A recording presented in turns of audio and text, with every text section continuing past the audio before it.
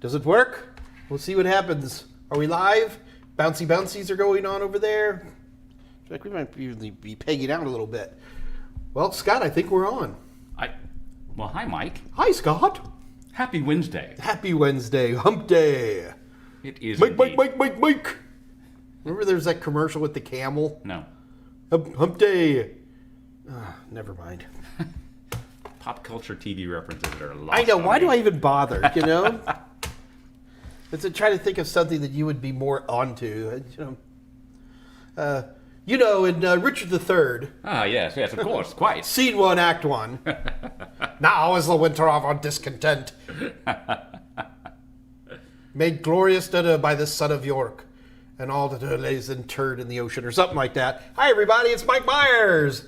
Quoting Shakespeare badly. I'm Scott Jernigan. Speak knife for me. Here, Caesar, hold this. Ooh. There we go. The noble bard is spitting like this. Yeah, right. Oh, God. This is why we're not actors. So anyway, everybody, welcome to the Wednesday edition of the Mike Meyers Ask Mike Anything live stream. The goal of this live stream is to provide those of us who are isolated by the coronavirus an opportunity to continue our studies for CompTIA certifications. We concentrate primarily on A+, Net+, and Security+, but we can certainly go outside of theirs as well. IT fundamentals, right? Absolutely. Et al. So feel free to ask me anything. So it works pretty much like this. You'll see we have a chat on your YouTube there. So type in your questions, and then I'll do my best to answer them. I've always got Scott Jernigan with me. Dave Rush is online.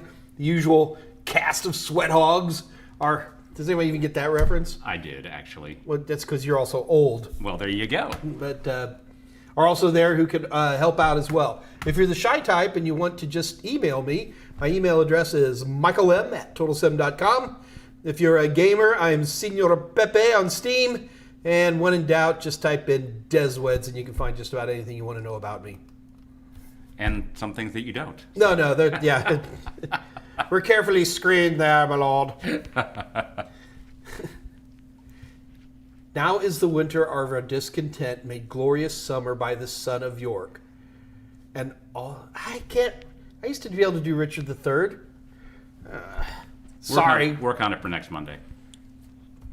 I can do more. I can do it. Dave Rush is right now going, oh God, please don't do that. All right, so anyway, let's see who we got on today. Now do keep in mind, guys, that this is a Ask Mike Anything. So we started here at 2 o'clock Central Daylight Time, and we will run till 4 o'clock or until the questions run out. So do keep in mind that we're here to answer your questions, and when the questions run out, we call it a day. So pretty much that's how all this works. So let me go ahead and pop out my live chat and make sure I'm not in top chat, but I'm in live chat. These are important things, guys. Right, because top chat will filter your stuff and filter some of the answers. Top chat. Yeah, just like that. All right. It's going to be one of those days. It's already one of those days, Scott. Patricia Grace made it today. What did I miss, Monday nerds? So we need a comma after miss. What did I miss, comma? Monday nerds? You did, Patricia. All the Monday nerds were here on Monday. Punctuation matters. Eat, Shoots, and Leaves. Did you ever read that book? Yeah. It's a great book. The second best day of the week for Siegfried. Nice. Patricia. Saito's back. Taps foot impatiently. With the important double, not an ellipse, a colon. Yep, that little double colon. Double colon. Okay, so we do. I'm going to do a little presentation today on something. I don't know. Why don't we do it on link aggregation? Okay. So I got a little thing I want to talk about link aggregation. I remember it was EMH on Monday who said that he wanted to talk about that. So I'm going to try to save that for at least 30 minutes to give EMH a chance to come online. We knew how you meant it, Patricia. We knew how you meant it. Just What did I miss Monday, nerds? I liked it better my way. I want to be a because- Monday because- because I want to be a Monday nerd. Well, but we're Wednesday nerds today. Yeah. On Monday, I was a Monday nerd. Yes, you. Don't even. Yes, you were. Don't even. Yes, you were. Don't even. I brought you into this world. And I can take you out of it. Oh, wait, sound. Can they hear us? Dave Rush, 201. Sound. We don't need no still when you put your. Okay, all right, we're all right. Yeah, he was just making a joke. All right. I know, scary. That made me a little nervous there a little bit. All right. Okay, well, geez. So, interesting things that have happened to me since I've spoken to you last, Scott. Yes. Tell me all about it, Mike. I know the Network Plus book's going to have another chapter. Oh, boy. Yeah. I'm going to 22. Is that how many are in there? There's 21 currently? Yeah. So, we can talk about what we're doing. We can't talk about what CompTIA is doing. Right. Absolutely. So I assume you're finding a place for multi-layer switches in their own little... Well, actually, a lot of this started up because of the link aggregation. I mean, we're covering a lot more about data center enterprise-y stuff than we have previously. Right. And, HVAC is a lot more pronounced in this book. And so the problem is it's got all these... The word multi-layer switch is dated, in my opinion. Okay. So I'm trying to cut, special purpose appliances, Or just networked appliance. Well, I mean, technically a switch is an appliance, right? It is. Yes. All right, so trying to work on that. So, this is going to be more of a protecting public servers or the infrastructure for public servers. So load balancing and link aggregation and DNS, points of presence, lots of stuff like that we're going to be doing. So, yeah. Books never get skinnier, folks. They just keep getting bigger. I know, much to the chagrin of our publisher. Yeah, I think we increased Security Plus by at least 25%. And he's like, don't do that with Network Plus. You'll break it. But I mean, I don't know. We're definitely going to increase, though. Hang on, I've literally got to do something right now while I'm thinking of it. He's got to do something. Because it has something to do with now. what's happening on the chat. Okay.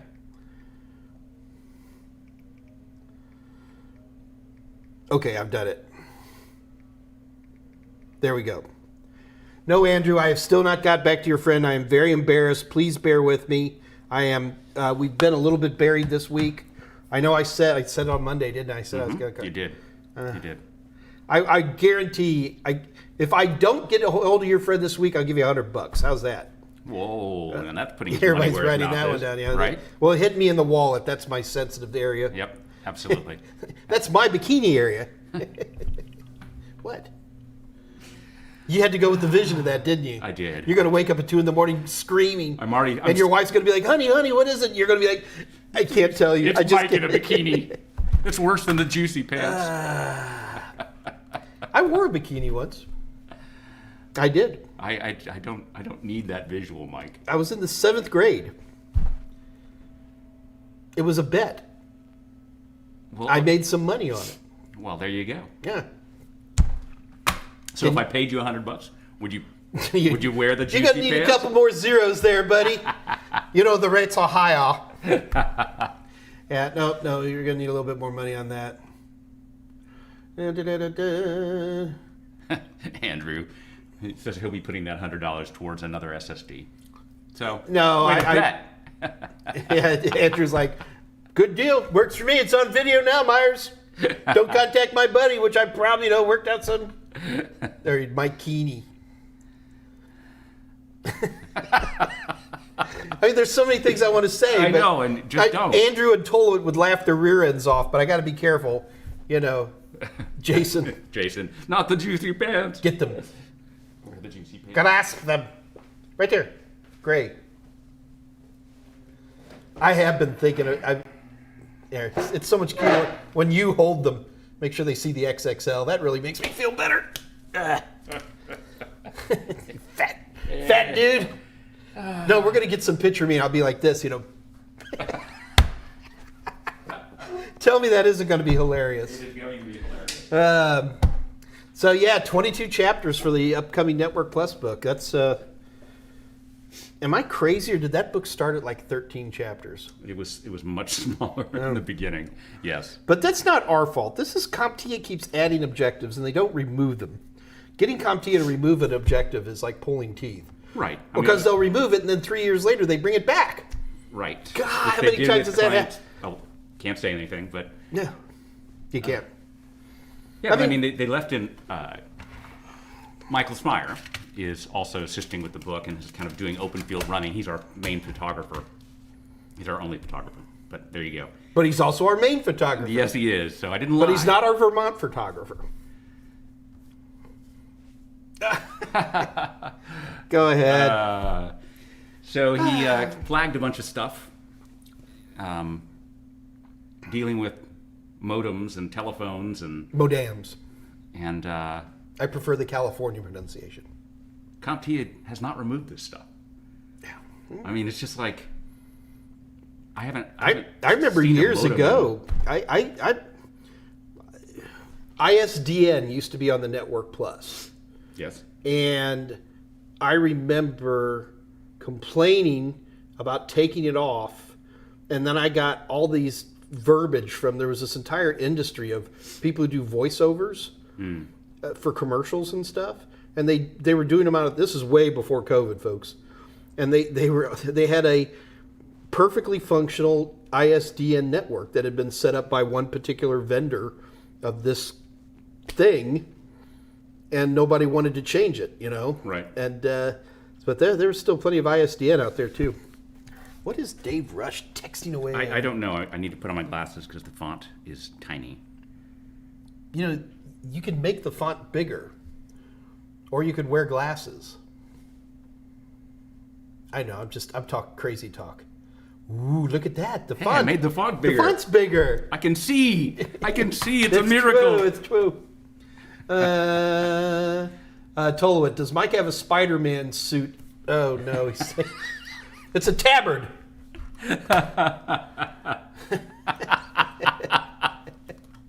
Oh my God. Oh no, Mike. No. Okay, that could be Spider-Man. epic.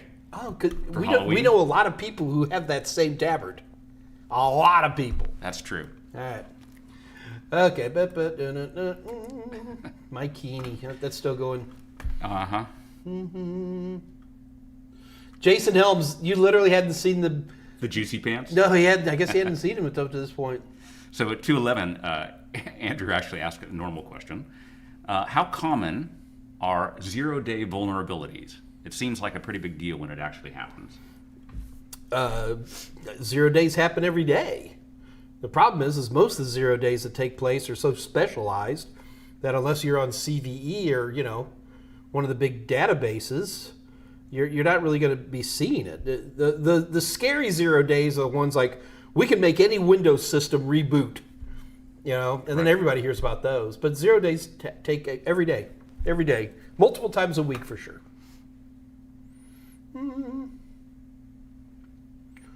The Pulse Secure VPN hack. See, look at this. Andrew's ahead of me, man. He is.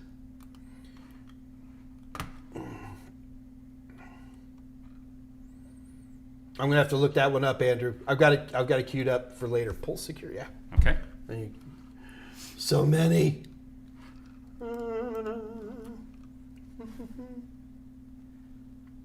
I don't think I saw Die Hard 4. Andre is asking about a fire sale, like in Die Hard 4, a real possibility, or is that just movie stuff? Just movie stuff. I don't know either. Yep. Okay. Andre will believe anything. The Belgians, you know how they are. Why no? We're just going to march through in 1914. We'll be right out. I'm sorry. I like European history too, Scott. I just like it a little bit later than you do. I know. You know? Yeah. Just because I can't name every You can't name French every. king. Let's try to name a particular. Give me a group of kings, French kings, the Bourbons, the You're useless. You're worthless and weak. Go sit in the car. Yeah, I got an AMA to do here. Okay, all right, fine. All We right. should talk about computers or something. We could. Na, na, na, na, na, ba, ba, ba. All right, so we're building up here slowly. Okay, so guys, we really do need some questions here. Otherwise, I'm going to do a link aggregation presentation, give away a couple of practice tests, and Scott and I are going to go back to our coffee. All right. I'll tell you what, since it is a little slow here, let's go ahead and do link aggregation right up here. Okay. So guys, what I want to do, and did EMH show up? Not yet. You want to wait? There's several Yeah, questions. I'm going to wait. popped. I'm going to wait 15 minutes. Let's give him 15 minutes because I mean he has to. Patricia Grace, I thought you were going to go with hot pick. I Hot think she pink? meant pink. The pink juicy pants. It just gets worse, man. Oh yeah, anything. Yeah, baseball. Yipe. Whee! Okay, so Crazy Homebody Girl asked, should I reschedule my Security Plus exam? I've been taking practice exams for a few weeks, but haven't gotten above a 79, and she's scheduled for Saturday. Yes. Yeah, I'd Maybe stretch it out 2 more weeks if you can reschedule. I've Yeah. never tried to do that. I don't know. So Crazy Homebody Girl, I guess my big question to you first of all is how long have you been studying? Have you been studying with my practice questions? Yeah, you got to be doing better than a 79. You know, I guess 85 could probably be a minimum, but I'd prefer to see low 90s. But at 79, if you can reschedule, give yourself 2 more weeks. But you shouldn't need that much more time. I mean, Crazy Homebody Girl, I don't know what your study habits are, what you've been doing to learn that stuff. Crazy Homebody Girl, if I can help, send me an email directly. We could talk about this. But it always does make me a little nervous when I hear people say something to the extent of, I keep getting the same score, so that means no growth.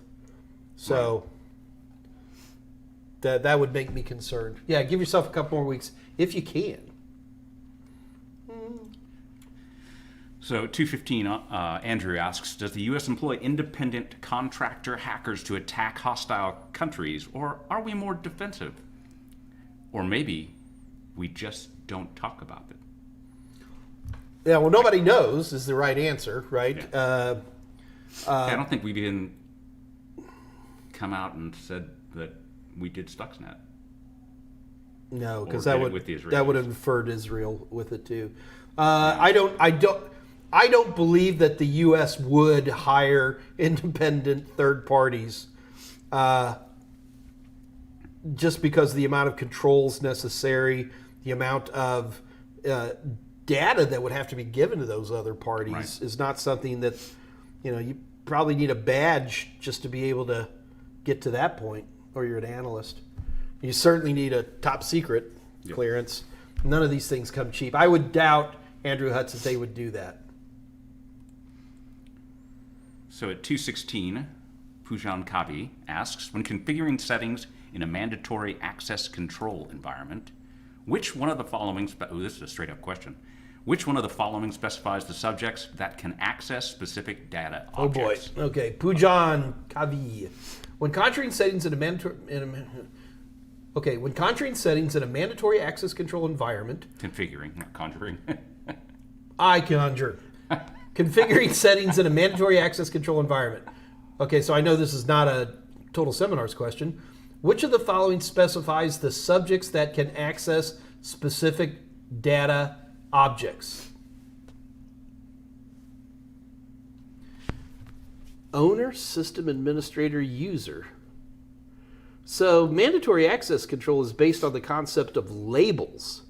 So, Pujan, first of all, if this is one of my questions, I would really like to see that question because it's not well worded. So guys, if you're ever looking at my practice questions, if you look down here in the lower right hand corner, do you see that? I don't know. You see this number down here? 3494.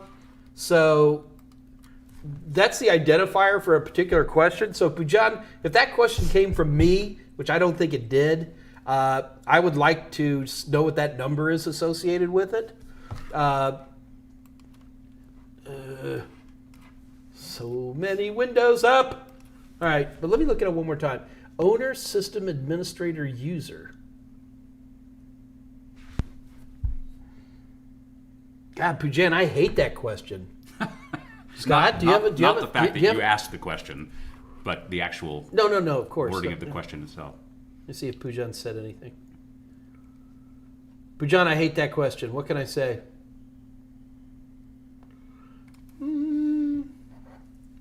I don't feel any of those answers are good and would be indicative of a mandatory access control. Now, if you said something like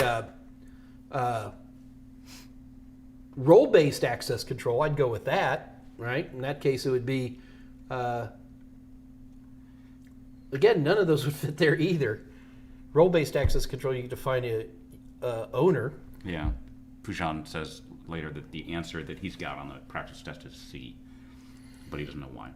Yeah, Pujan, I hate that question. I don't think that is indicative of what you would see on an actual CompTIA exam, and I don't think that those answers are indicative of what people would be looking for when we're talking about access control types. Patrick, how about trunking on switch? Any time for this? Ask your question. Yeah, I mean, If it's too huge, then we'll punt. But yeah, I mean, we can certainly do trunking. I mean, that's more like a VLAN discussion more than anything else. Mm-hmm. And VLANs do appear on switches. They do. And I believe, Patrick, we also already did a VLAN presentation sometime in the last year. And we'll let Dave Rush, can you do me a favor and see if we got a VLAN presentation in there? Because when you're talking about VLANs, of course, you're talking about trunking. And, I would like you to ask me a more detailed question other than what is it. Let me rephrase that, Patrick. If you're really having trouble wrapping your mind around what it is, then I am more than glad to help out. But that'd be another sort of a presentation one if we don't have it already. Let's see what Dave Rush digs up. I think we do. I think we do too. Crazy Homebody Girl. I've been using yours, Professor Messer, and Jason Dion. Well, that's good company. And Crazy Homebody Girl, I think that you don't need anything else. I would still seriously consider giving yourself 2 more weeks, though.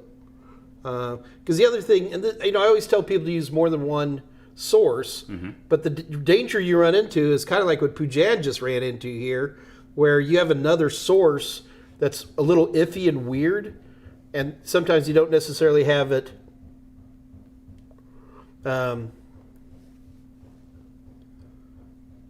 Sorry, I got sidebarred. Sorry. Well, I was looking at that and I said, what was the last thing I said? You were... Oh, so sometimes you're going to get conflicty questions. And so I don't know what the answer to... Oh, if you get conflicting questions, a lot of times what you'll need to do is so Jason Helms says one thing and I say another thing. A lot of times you want to do is compare those questions directly. And you can't sit there and go, when I saw that, Mike Meyers said blah, blah, because you never get it right. Okay? So what you end up doing is pulling up 2 test banks and looking at the questions simultaneously. And a lot of times you'll get a better answer. Oh, there we go. Dave Rush found it back in June of 2020. Oof. Nice. Yeah. And by the way, Jason, he meant Jason Dion. Who did he say? You said Jason Helm, one of our students. Oh, sorry. I meant Jason Momoa. So... Little Aquaman reference there. Jason Helms, 218. Mike, what's the advantage and disadvantages of NTF versus FAT32? Woo! You want to do this one?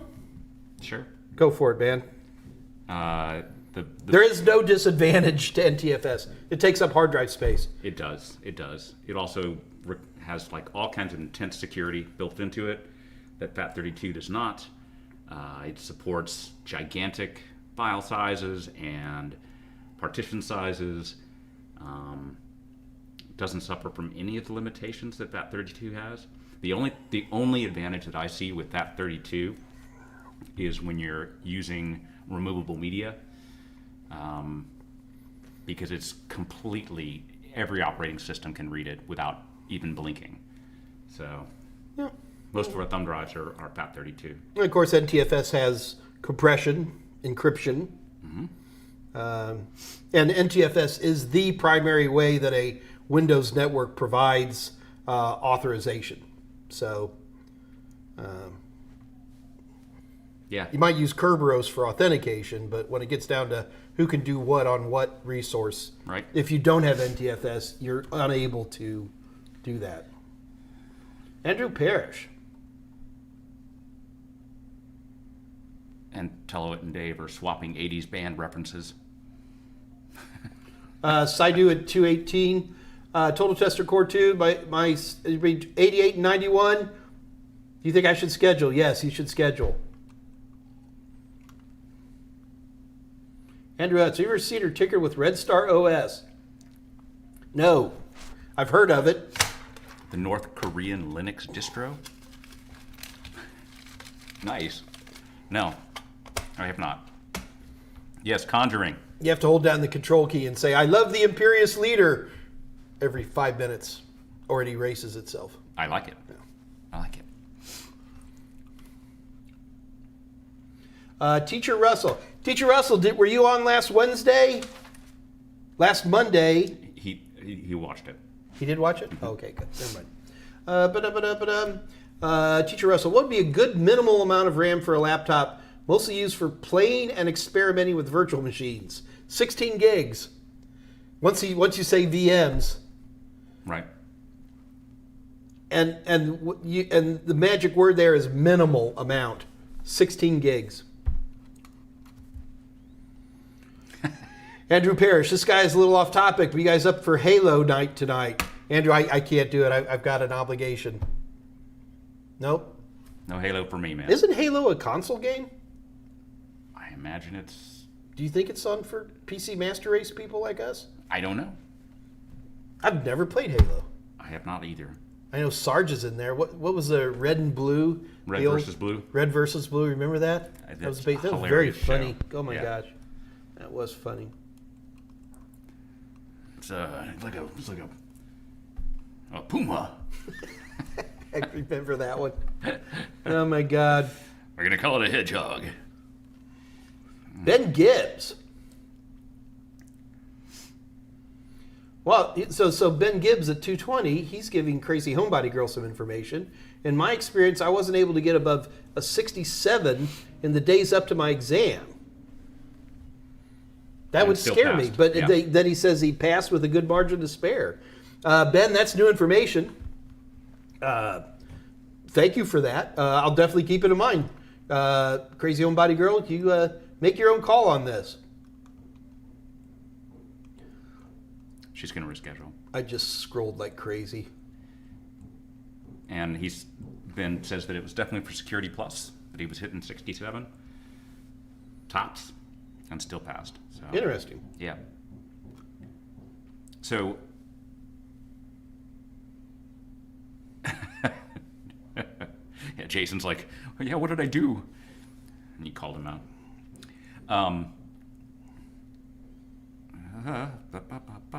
Patrick Vellis. Okay, yeah, 224. Yeah, what's he asking? He's asking about trunking and VLANs.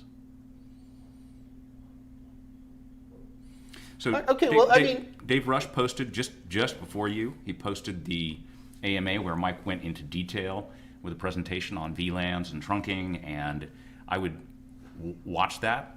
And if you still have a lot of questions, you can always ping Mike's email and ask him directly. Yeah, or you can bring it back up here. The problem is, Patrick, is when you're asking really, really broad questions like that, you know, like, what is math? 2 + 2. A flower dying in the desert. I'd rather, since we've already done a class on it here in the AMA, please just give that a quick watch and then come back to me with more detailed questions. I love asking detailed questions once we've hit the main topic. Does that make sense? Especially if we've already got it covered. So Patricia has a question at 225. Not able to browse but can ping addresses. What would you do first? If you can ping URLs and IP addresses, then a DNS flush wouldn't help, would it? If you can ping URLs and IP addresses, then what there's are you nothing missing? broken. Right. Everything's working. What are you missing? Not able to browse, but I can ping addresses. What do you do first? If you can ping URLs and IP addresses, then a DNS flush wouldn't help. No, it probably wouldn't help because I doubt you're even talking about a DNS problem in this particular case, since you can ping URLs and IP addresses. A DNS flush, the other thing about a DNS flush, though, is that it won't hurt. So when in doubt, there's nothing wrong with doing it. But she can't browse. So then my big question is when you say you can't browse, person, can you not browse any URL? Because if you can ping the URL and you can't browse it, I would be curious. You could definitely browse it. It's going to kick back something other than a 404 error, though, right? Right. There's going to be something else happening on that web server itself that's preventing you from being able to browse. Could it That ain't be going to be a DNS Could thing. it be a firewall issue? The problem is knowing where this question's coming from, which I'm pretty sure is either an A plus or Net plus. I think that there would be a bigger deal in there. Sure, it could be a firewall issue. Somebody's blocking 80 and 443. Outgoing? Could it be some setting within the browser itself? The problem is this is a classic example of what word did we come up with on Monday where we're going too deep into the gators? Do you just remember one? Techno-babbling. No, techno-babbly. It's kind of techno-babbly once we get down to that level. So many times you talk about a situation like this where Patricia is bringing this up. And it's like one of these things where if I could just get you to move and then I could type in there and do a couple of tests, Right. That'd be pretty helpful. That was a Saturday Night Live reference for those of you who didn't get it. The company computer guy, Yep. whatever his name is. Very, very hilarious skits. Especially because we know techs who Ben are Gibbs. just like that. Ben Gibbs tells us that Halo is both console and PC. Excellent. Yeah, you know what? Honestly, though, I'd pick up a game. You have Halo? Nope. It's FPS, right? With vehicles. Mm-hmm.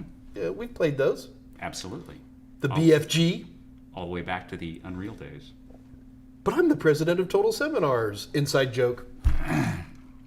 So we used to play. What was that game? That was Half-Life. No. No, you're thinking of Super popular game. not Doom. Not Counter-Strike. Oh, this is pathetic. I know it is. Quake.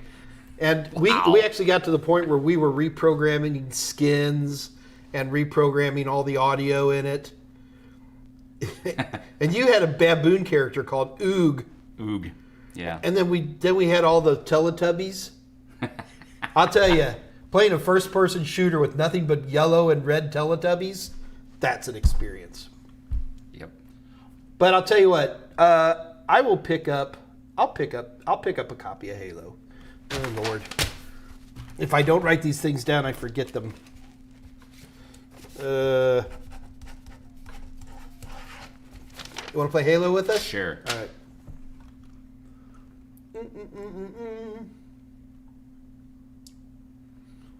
Tolowit. Except for virtualization, are there any reasons to upgrade from Windows 10 Home to Pro? Sure. Virtualization, BitLocker is only on Pro. Only Pro can log into a Windows domain. Home can only allow 20 simultaneous connections at most, which is plenty for most people, but Sure. there's got to be more than that. I never buy home. I'll never buy it. Yeah, I always Pro. buy Pro. I don't even think about it. Yeah. Na, na, na, na, na.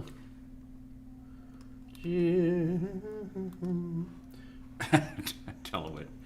Aquaman specializes in subnetting. Nice. All right, so Alex is on. Ciao. She asks, can you explain, at 231, can you explain watering hole attacks? Yeah, sure. A watering hole attack is it's usually a web-based attack that concentrates on a certain industry or group or something like that based on the places they hang out in. They're watering holes. So, like if we wanted to get a bunch of nerds, we could compromise Ars Technica. And Good luck with that. Yeah, they're pretty locked down. But that's all that means, Alex, is that it's a type of attack that infects or compromises a place where we know lots of a particular industry is going to go. That's all there is to it. And it's usually websites.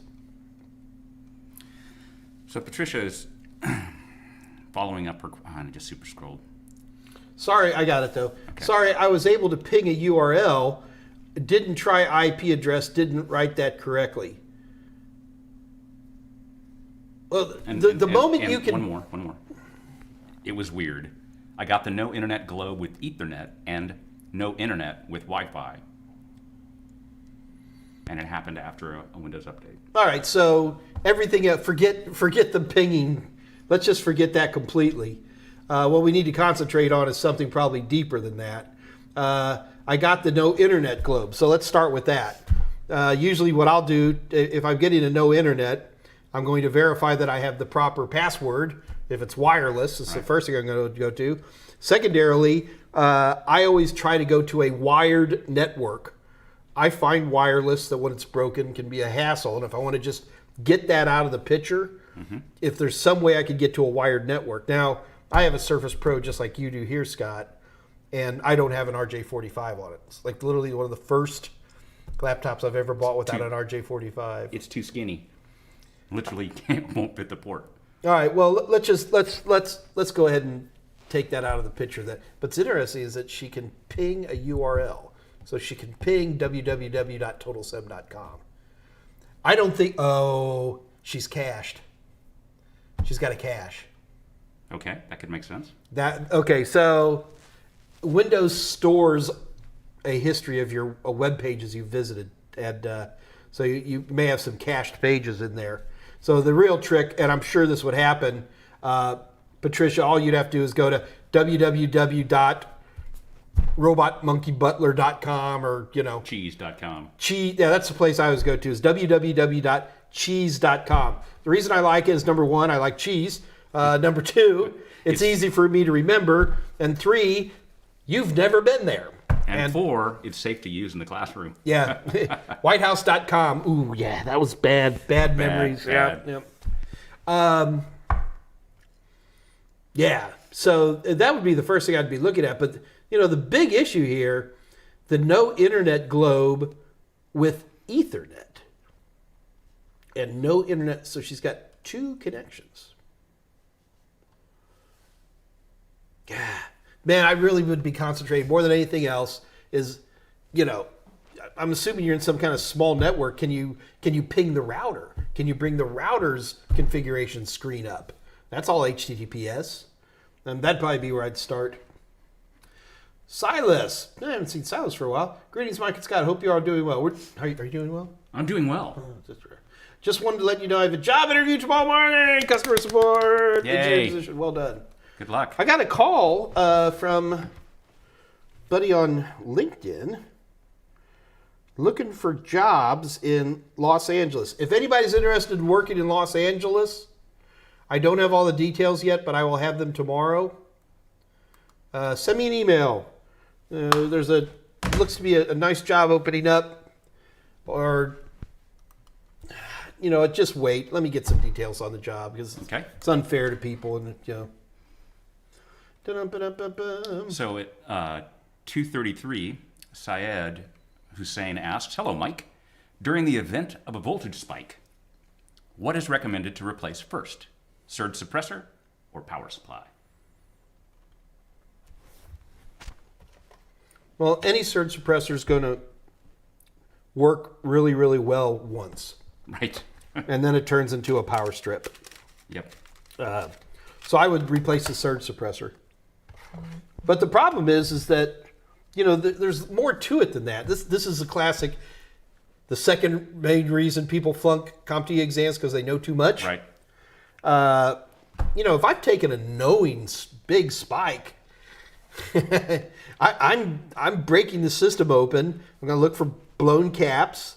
I'm probably going to replace the power supply automatically. I may open it up, see if the main caps in there, the capacitors, are bulged. And the other question is, why aren't you running a UPS? Yeah, Right. UPSs, but you got to keep in mind, even a UPS, because remember, it's really not a UPS, right? It's an SPS. So standby power supply. So you have what's called a clamping time, and that is when the UPS notices there's a problem. How long does it take? That would only be for a brownout or a blackout. The clamping time. Surge, not. So there's a built-in surge suppressor in every UPS, but I can't guarantee its quality. I've never really thought about that. Yeah. Like for our servers and stuff like that, we use power conditioners and super fancy UPSs. I would change the surge suppressor first.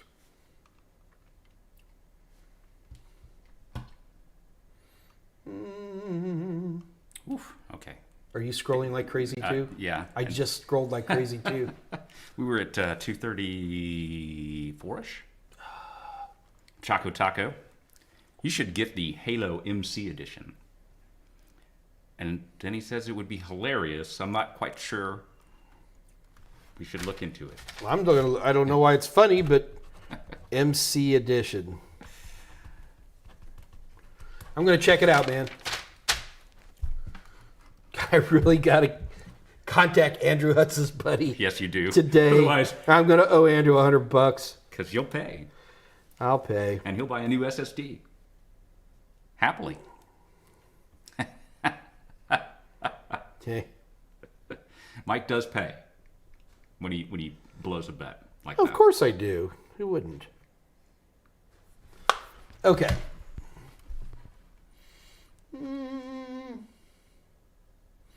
Andrew Parrish. I remember downloading a Homer Simpson model for Quake 2.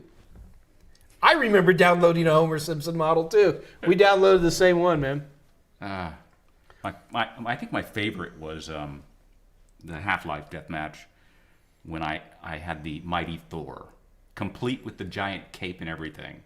And the cape was a hittable object. I loved it when you did that Thor. Because not only did you have a huge hit box, but you were in bright colors. You know? It was like, just I would giving wear the- my little ninja costume, you know, Right. and have a rail gun. Nothing better than that rail gun hitting you right between the eyes because you can watch it. The rail gun. The railgun was definitely a That quake. that gun would definitely make a man out of you, you know? Made a man out of Libby, that's for sure. Libby. CLW Chang. Hey guys, I'm a little worried about studying for Pen Test Plus. I want to follow along with the video, but some of the programs and such are outdated, so it's hard to find. CLW Chang, just let me know exactly which ones you're talking about, and we can definitely help you on that. I can. We can also get you. Mike Solomon is not a hard guy to get a hold of. Michael. He likes being called Michael. Michael. And Dr. Solomon. Dr. Solomon. And we can help you out there. But CLW Chang, you got to contact me directly. So just send me an email, michaelm@totalsem.com, but we can definitely help you with that.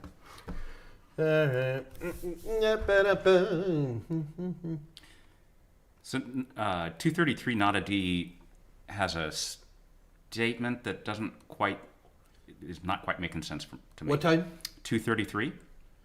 So with VLANs, number of broadcast domain rises and the number of collision domains stays the same. comparing to working with unmanaged switches. Okay, well, certainly with VLANs, the number of broadcast domains rises. That's for sure. Each VLAN's its own broadcast domain. Sure.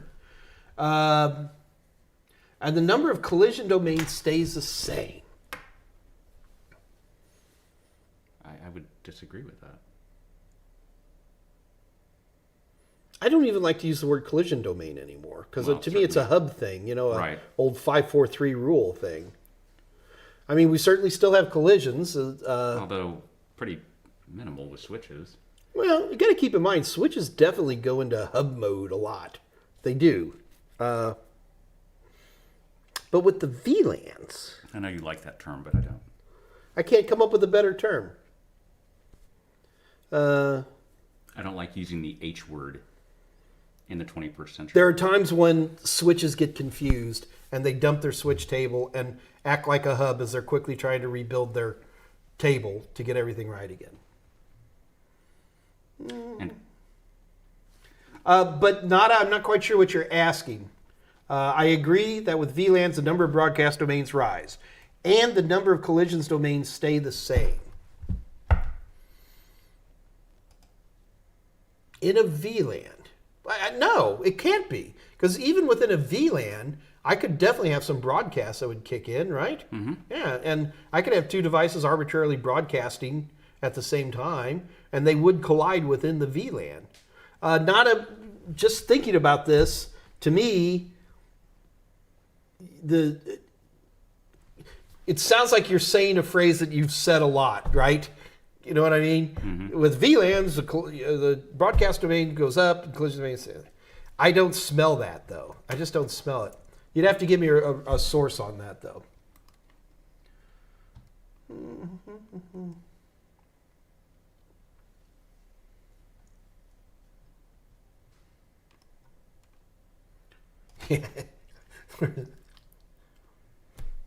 Get on it there. I'm getting on it. Mr. Vice President. It's easy to grin when your ships come in and you've got the stock market I just super beat. scrolled again. I don't know. Not Ed Burns. It was Nick Burns, the company computer guy. Move. But William, you had me in the right direction there, man.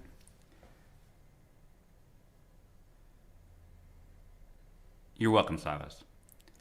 Hang on, at 235 CLW Chang, the Q&A says it's not meant to be a follow-along. How knowledgeable do we need to be on actually conducting the program? CLW Chang, as I remember, Mike Solomon used a number of different programs. I can't answer that for you. We'd have to talk on it on a case-by-case basis. The one thing I will tell you is that the exam will definitely expect you to recognize some outputs, but most of those were pretty straightforward in my opinion. So,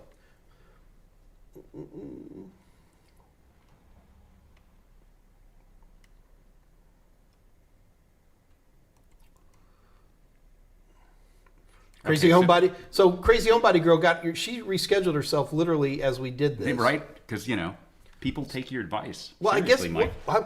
Well, I hope they do. But no, what was important here, Crazy Homebody Girl, is I didn't realize that rescheduling has become easy. It didn't used to be. That's what I was nervous about. Bluecheese.com. Oh, no. Don't just know. He says, Jason's like, don't go there.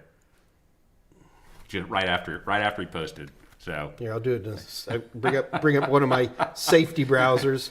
Thank you for the quick warning there. Yeah, never do this stuff live in class. That's just, yeah. Oh, it's just buy this domain. No, okay, that's not bad. He was. Wait. Did I do it wrong? No. He was teasing us. Oh, he was having his way with you, Jernigan. Well, over and over again. It happens. Not nearly as much as he'd like.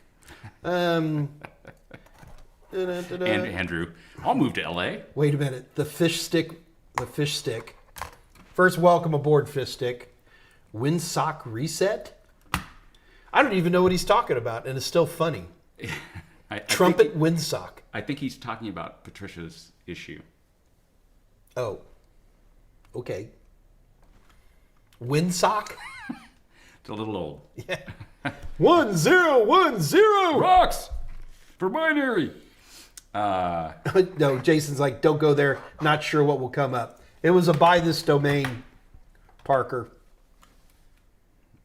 Andrew Seed. Hi, Mikey. I am at 240. I'm at 240. Okay. All right, so Patricia, it sounds like you're talking in past tense here. So I'll assume we're okay. Andrew Seed. Hi, Mikey. Hi. Super Scroll.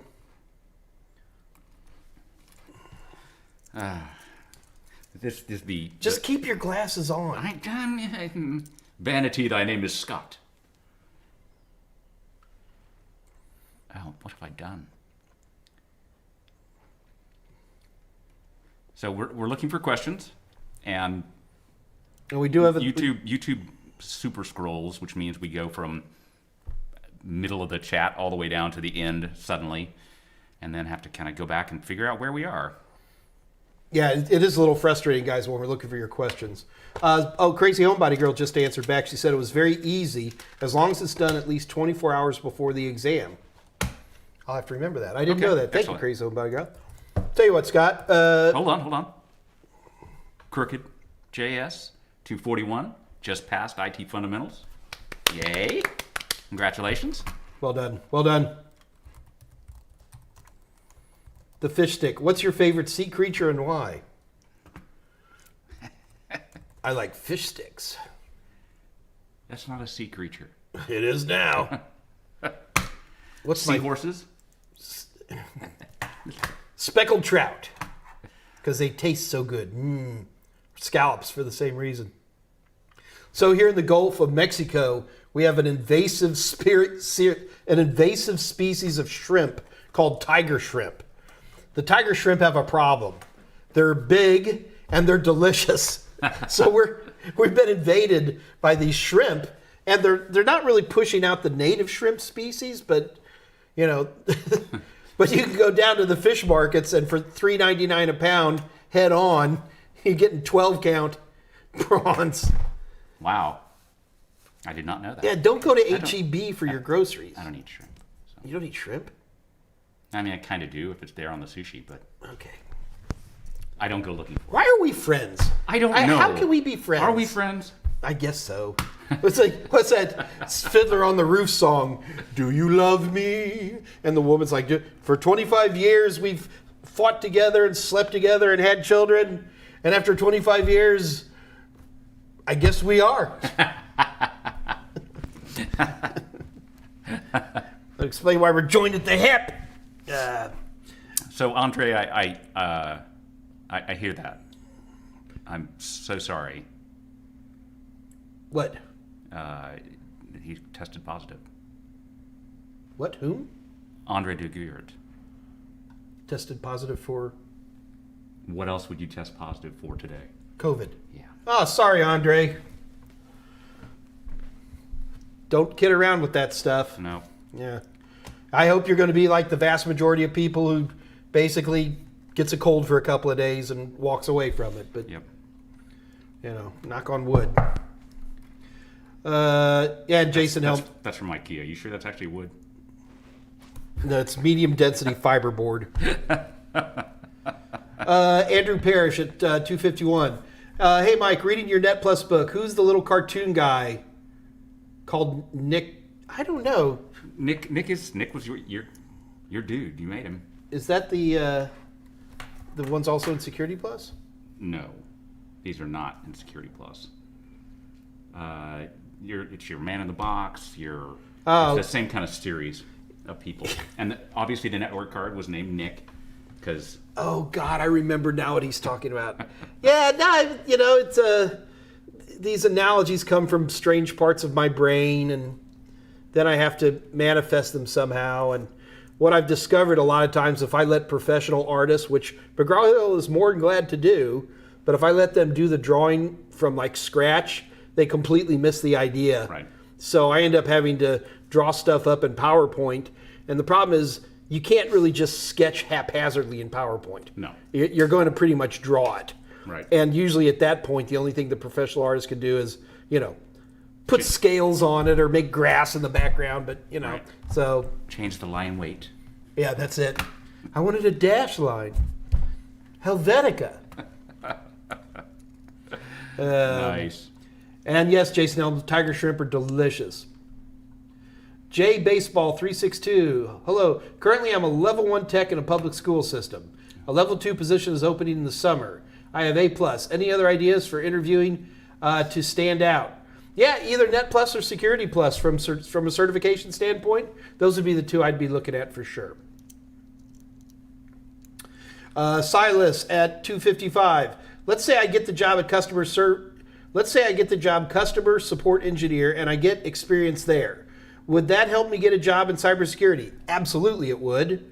I'm thinking way ahead here. I always do. There's not. Yeah, yes. It absolutely. All work helps you get there. And here's the other thing, Silas. Everybody thinks that IT cybersecurity is the end all. It's not. There's lots of great jobs in the IT industry. I know cybersecurity's hip right now. You got to do the fingers like this. Hip. Really? We by definition cannot be hip. You can.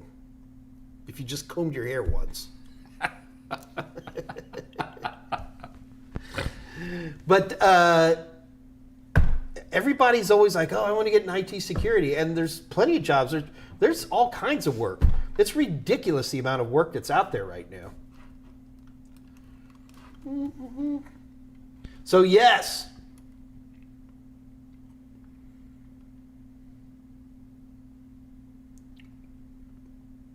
So, yes, Crazy Homebody Girl and Patricia have been swapping war stories back and forth.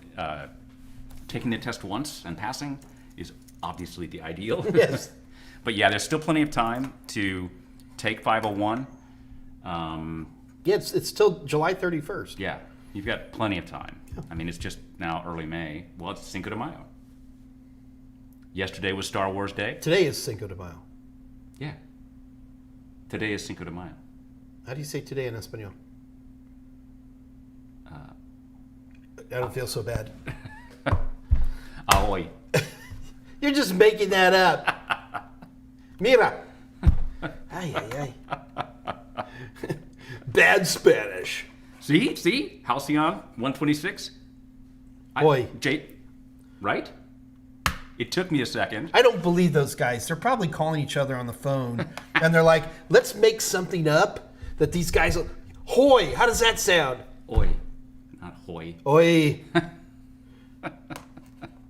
So I have a housekeeper. I'm a single guy. I need a housekeeper. But she's been my housekeeper for 15 years now. Wow. Mary's been my housekeeper and her gang. And every time they come over and, they're just like, aye, Mike. Aye. Aye, Mike. At least they don't, well, as far as you know, they don't go, oh my goodness, this man. No, they wait till after I leave. Or they wait till they leave. Crazy Homebody Girl. I'm learning Spanish with Duolingo. Nice. I'm learning Spanish by living in Texas. I learned Spanish by working in restaurants in El Paso. That's it. Because I had to. It's true. Yeah. All right.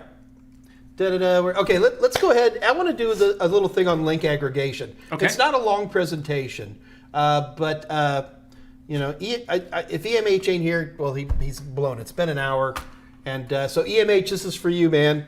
So let's just go ahead and take a moment and talk about the concept of link aggregation. Let's bring up our little presentation, and here we go. All right, so what I got here is a classic computer and a switch. No big deal there. And we plug them in together, and this is the classic connection that we always have. Now, the speed of that connection is going to be whatever the lowest common denominator is. So if that's a 1 gigabit switch, and I've got a 100 megabit network card, and this thing's going to run at 100 megabits. But if I'm 1 gigabit on both sides, then it's going to run at 1 gig.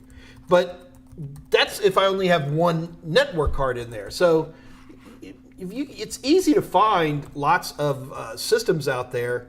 In this case, you'll see the system's got, so starting over here, it's got wireless. Those are wireless antennas.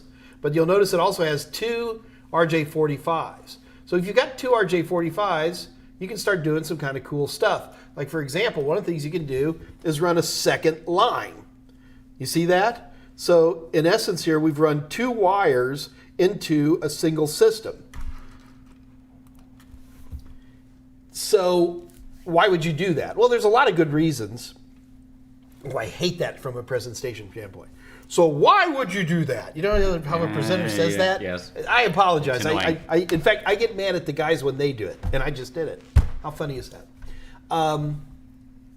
So why do you have 2 network cards in a system?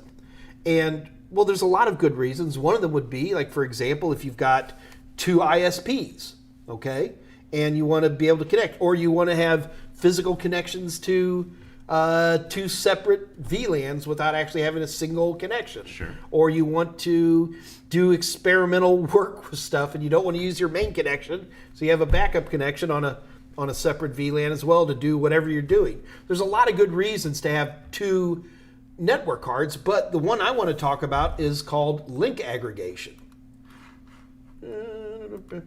So, link aggregation has a lot of different names. So, NIC teaming, port aggregation, NIC bonding, port channel. This goes on and on and on. They all mean the exact same thing, and that is that you are creating a point-to-point connection between 2 different devices using more than one physical TCP/IP connection.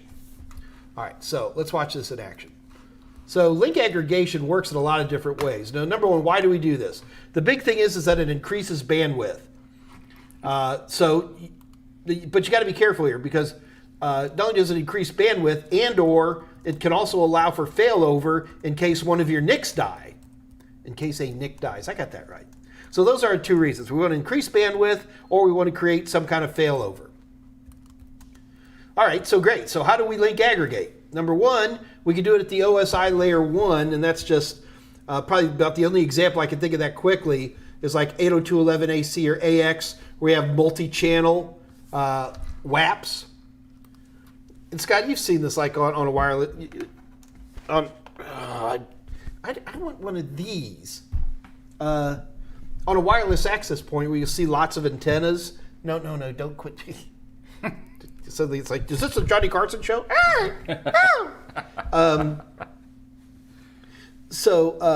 Where you have the multiple, so it's like we say 2x4, 4x4 antenna arrays on 802.11ax AC systems. Mm-hmm. And what you're doing there is you have multiple channels, multiple frequencies that can talk to one device at a time. In 802.11n, it was one device at a time. With 802.11ac, it was more than one device at a time, multi-user MIMO. But the beautiful part about that is that by having multiple channels, we can, in essence, send our data through multiple pipes. All right? Okay. So that's a good thing. The thing is that this type of link aggregation is 0 user setup. It just works. There's nothing for us to do. Buy the right kind of 802.11 equipment and you get it. So it's going to require special multi-channel WAPs and wireless NICs. How would you let me like divert slightly. How would you define the term bandwidth? Well, the analogy I would use would be like on a freeway, okay? On a freeway, we have individual lanes. The freeway itself has a speed limit, okay? So it could be... Really? Yeah, 70 miles an hour. Oh, sorry for Andre. 100 kilometers an hour. And so that's the speed, but the bandwidth is how many cars. So to me, the bandwidth is how many cars per second can go past this point. Okay. Does that work? That works for me. All right. Sure. Because we're going to use that analogy again here in just a second. And right. EMH, by the way, showed up right. Did he really? Right. Oh, that's hilarious. Speaking, yeah. All right. So perfect. Andrew Hutz is like, just keep talking about that. Just forget to call my buddy. He needs $100. Okay, at the other place we can link aggregate is at the OSI layer 2. And in this case, what we're talking about is multiple ports that share the same MAC address. And this is probably the most common form of link aggregation we see out there. This is popular in the switch and router world. It requires special switches and routers. Let me rephrase that. Pretty much all switches and routers from Cisco or Juniper and all that have the ability to link aggregate built into them. And then we have OSI layer 3, and that's where multiple NICs are sharing the same IP address. And this is pretty much popular in operating systems. So Windows can do this, Linux can do this, I assume Mac OS can do this as well. But when we're talking about this, most of the time it's going to be OSI layer 2, and then sometimes we'll see it in OSI layer 3. All right, now here's the important thing. What does link aggregation not do? Number one, it doubles the bandwidth. It doesn't double the speed. In other words, if you've got two 1 gigabit ports, you're still running at 1 gigabit. You've just got 2 lanes instead of 1 lane. Right. All right? Now, think car lanes, not speed limits. That's the best way to think about that. The packets are never changed. So an IP packet that's put into a link aggregation solution is never going to be changed. It's not like a VLAN where it gets a header put in or anything like that. They're never split up. Straight up packets. Yeah, but they're never broken up or reassembled. You know, there is no transport layer for link aggregation. They come in and out normally. Sessions, individual connections. So you got a computer that's a web browser, another computer that's a web server. They're going to try to keep that session on a single link, if at all possible. Now, keep in mind we have different solutions here. So, but in general, if you have one session that's going to stay on a single link, this becomes really important because people are like, oh, with this link aggregation, I've got twice as much data. Well, no. You could if you had a very sophisticated client and server, that there were 2 separate sessions running between the client and server, that normally one would be handled than the other on the same piece of wire. With 2, it wouldn't run faster. It would have more bandwidth, right? The cars are still running at 1 gigabit. It's just I got 2 lanes now. So it's very, very important when you think about link aggregation. Don't think about you're doubling your speed. How much harder do I have to reinforce this? All right. I think you're good. I think I need to reinforce it more. I think you're good. I don't know. I feel like an obsequious popinjay. All right. Oh. All right. So therefore, link aggregation does not improve the bandwidth for a single session. Now, if you've got multiple sessions, like you got a server, a web server, it's got 40,000 people connected to it, yeah, then it does a great job. All right, so let's look at some configuration of link aggregation. Now, folks, I'm not here to teach you how to configure link aggregation. There's a billion ways to do it, a billion solutions. I'm just going to give you a couple of quick examples. All right. So there are some protocols out there. Probably the most famous one is called the Link Aggregation Control Protocol, LACP. I forget what standard that is. I think it's 802.3AB. Or somebody looked that up. I forget what it is. Or I think they moved it to 802.1AX. Don't hold me to that one either. Don't make it up. Let me look it up. I'm pretty sure I'm right on those. Anyway, so that's one way to do it. There's other proprietary protocols as well. Cisco has a proprietary protocol. They also support LACP. Juniper has one. All right. So you can have up to 8 NICs can be combined into a single link aggregation group, LAG. This is under LACP. So it's not like you can only just put 2 together. You can put more together if you got the right kind of switch and the right kind of 802.3AD. Dang, I was so close. You were close. And all the NICs have to be the same speed, the same duplex. They have to be on the same VLAN, all that stuff. That you can't have any differences between those 2. All right, so let's look at some configuration here. Here we go. You ready? So this is completely stolen from somebody else's website. So this is going into a managed switch, and I'm using Cisco iOS here, and you can actually see these are the commands where I'm taking 2 gigabit switches. 2 gigabit ports on a single switch, and I'm turning them into a LAG called LAG1, very cleverly. And then you just light it up, and I also define the VLANs. So this is one example of configuring link aggregation on a Cisco switch. Now, here's another example where I'm configuring link aggregation. In this case, I'm doing it on a Windows server. And if you look here, you can see I've got one that's already pre-made, and now it's going in, and I'm making some settings in here where I want to configure Ethernet 2 and Ethernet 3 into a LAG of its own. But what I want you guys, and this is the important one here, guys, look at this. So this is me drilling down in the configuration dialog box. But what I want you to look at is right there. You see where it says load balancing mode?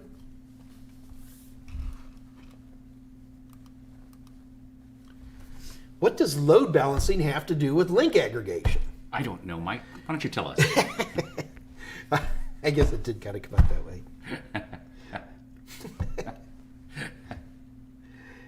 We're cheerful. Now, the thing is that, remember I told you when we first started talking about this, link aggregation provides two things. Number one, it provides increased bandwidth, but it can also provide failover. Mm-hmm. And what we're doing here with Windows is we're basically saying, how do you want me to handle two of these at once? So in this very simple world, we're basically saying just treat it as a failover is all that boils down to. Okay. I'm going to stop here. And the reason I'm going to stop here, guys, is because I know I had been promising talking about load balancing. I think Alex was asking about that. And I was putting together my presentation today. It's Wednesday. And it hit me that we probably have a much more complex load balancing discussion than I'd want to do here. So next week we're going to do load balancing, but at a more hairy level. I'm going to try to get some systems up and cooking so we can actually do some demonstrations as well. So hopefully that answers some questions for you guys on the magic world of link aggregation. Thank you. Very nice presentation. Indubitably. Boy, there's a lot of @ signs.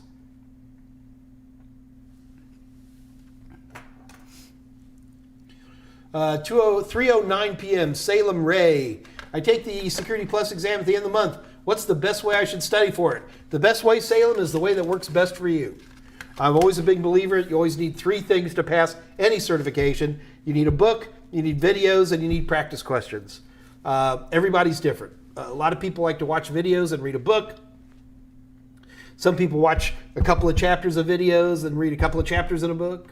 Some people just watch videos and do practice tests. Some people do that too. Yeah, absolutely. Yeah, it depends on which style of learning. I think Patricia popped in and responded, get practice exams. Absolutely. You definitely need those. Whether they're from us or from one of our competitors, we have plenty of fine competitors as well. So not to necessarily push our own product, but yeah, practice. Yeah, you should get ours. Yeah. Sorry, Mike. They're the best. Salem Ray, does he read chat? I guess is she referencing me? Yes. And I responded, yes, you do. Oh, okay. There you go. Yeah. All right. Do we have any more questions in here? Jason Elms, he don't know how to use the 3 shells. They're doing a movie thing. Damn, crap, poop, dirt. Did you ever see that? Oh, Sylvester Stallone. Demolition Man. He didn't know how to use the 3 stones, so he kept talking where the curse machine would give him tickets. And he got 5 or 6 tickets. He goes, I'll be right back. It was not a bad movie. Wesley Snipes, not a bad movie. Kim Jong-un has now shown up and says, hey, Grandpa, how you doing? And technically, he is a grandpa. So there you go. I am a grandpa. Man, people are like, hey, Grandpa. I'm like, darn right I am. It's like 2 fine grandsons, right? I'm almost 60. 2, yeah. 2 fine grandsons. William and Stephen. Nice. The only thing I told my daughter, I said, don't give your kid any wacky names, you know? Like Tullowit? No, that's a good, no, it's like, you know. Just kidding. Texas has got a bad habit of giving boys Bubba. Travis, Austin, you know. Both died at the Alamo, God bless them. But I mean, you know, so William, Stephen, Bill, and Steve. No, William and Stephen. Good king names. Well, They are English kings. William, I have literally written a play on King Stephen. King Stephen the Morose. Just King Stephen. Oh. I remember there was a King Stephen in there somewhere. Yes. And he fought a civil war against his cousin Maud. Maud, that's right. And his wife's name was also Maud. Maud. And then there's Maud. And they were actually both named Matilda. I know way too much about King this Jong stuff. Oof. That's why you were saying Grandpa. Yeah. Way too much. Salem Ray, I have a question dump of more than 1,000 questions, Professor Messer's practice questions, and the full CompTIA Daryl Gibson course. Good. What does he need to fill that out, though? What does he need to fill that out? How about the Mike Myers? How about if we do a contest and see if he can actually win it? All right, let's do a contest. All right, talk to All the... right, so here we go. We're going to do a contest. The prize will be your choice of, I guess you could do IT fundamentals if you want, or A+, Net+, Security Plus practice exams from our Total Tester. These are available online, so they're available anywhere you are in the world. Couple of things about the contests. They're not fair. Sorry. Mike's going to post a question. The first person who types in the complete answer in the feed and gets it right, not A, B, C, or D, but actually write it out, wins.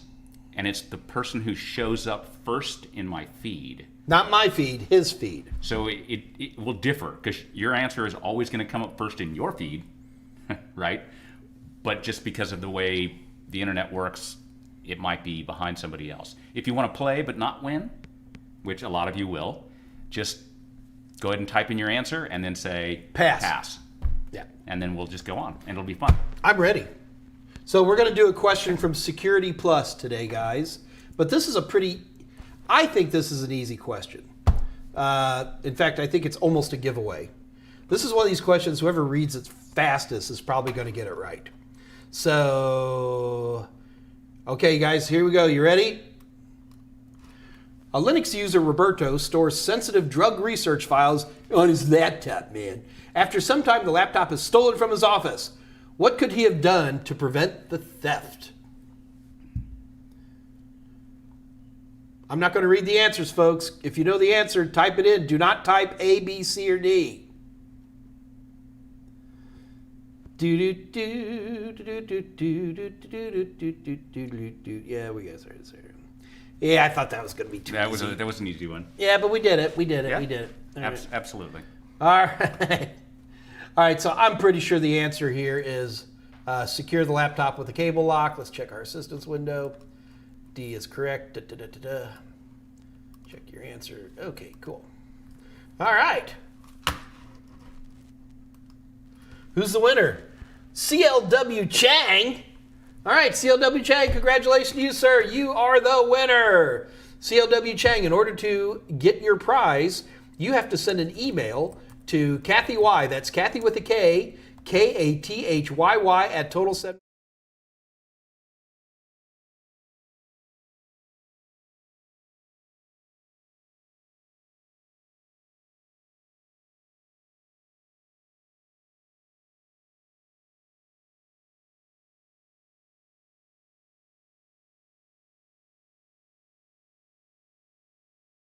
CLW Chang, congratulations to you, sir.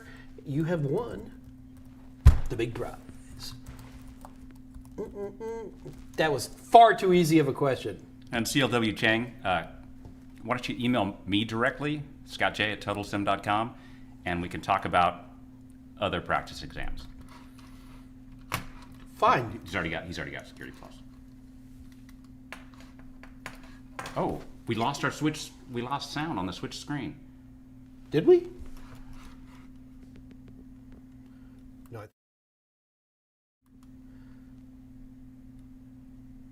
Hang on, we're checking sound again, guys. You can hear us here, right? Yeah. Yeah, where they lost us was right here.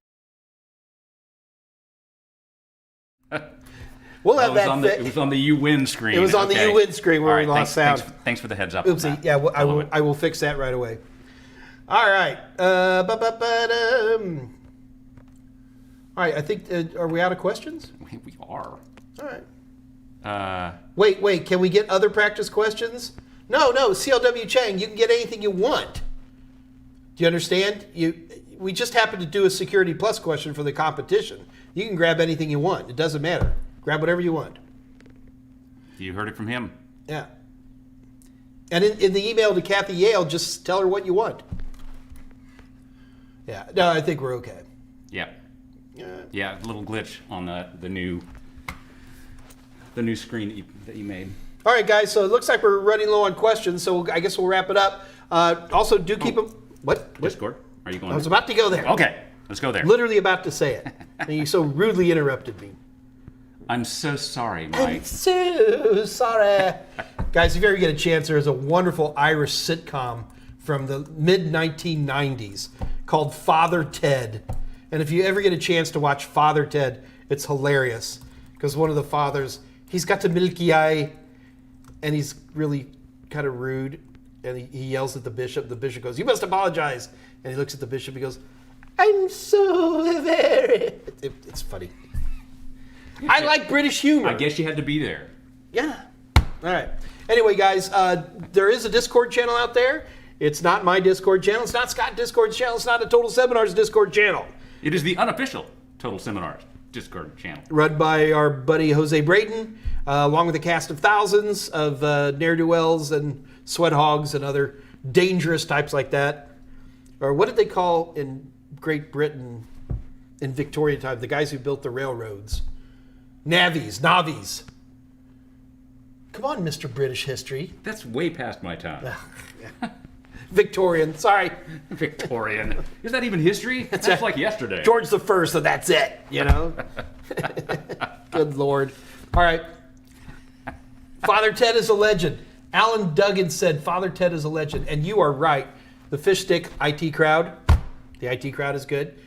You guys, if you ever watch most of my real videos, I have the internet in there. Do you know that? That black box with the blinking light? That is the internet, yes. That, Jen, is the internet. It doesn't weigh anything. It's not like it weighs anything. Let's just quote. Yeah, so Dave Rush on Friday, Mike and I don't do this show. Dave Rush does his Dave Rush Ask Me Anything, or drama. Sorry, I was doing more British humor. Talk about Dave Rush. So, Dave Rush. Message for you, sir. All right, I'm done. Dave Rush uses the Raspberry Pi, which is a fantastic little Linux box, and by little, I mean little, to be able to teach things that are relevant to A+, Network Plus, Security Plus, using a box that costs $25 and runs a full-blown version of Linux. So come join us on Friday at 2 o'clock Central Time. This Friday, Dave is going to do a HoneyNet. A full-blown HoneyNet. HoneyNet on the Raspberry Pi. So very, very cool stuff. Yeah. Last week he actually got Quake running. Yeah, no, I did. Very cool. I checked in. It was very cool. Yeah. Oh, my goodness. I think our next competition, we're not doing this today, but next week we're going to have a competition, is the best movie quote that makes Mike laugh. Because we got some winners there. It is a silly place. The elders of the internet? The elders of the internet know who I am? Ah, great movie quotes. All right, we got to get out of here, man. Yeah, okay, we're going. Right? We're going away. Guys, on the Discord channel, keep in mind, most of the people like to show up immediately after the Monday, Wednesday, and Fridays AMAs. So especially if you're a new person, grab your camera, grab a headset. You don't have to have those, but it's always fun to see a face and jump on board. I cannot join today. Okay. I was going to cut us off at 3. You were. I was. But I sweet talked you long. Like I tell the IRS every year, I forgot. So, EMH, you're welcome. Cool. So definitely check out the Discord channel. Even if I'm not in there, pretty much all of these rollicksome good fellows And gals. and gals are on there. It's a good group of people to meet. And when we come back Monday, I'm going to try to have load balancing done. Then I'm going to have to pay Andrew $100. And Your new SSD is almost ready, Andrew. Click it. all right, guys, we're out of here. We will see you on Monday. And until then, be good, and I'll see you next time. Bye-bye.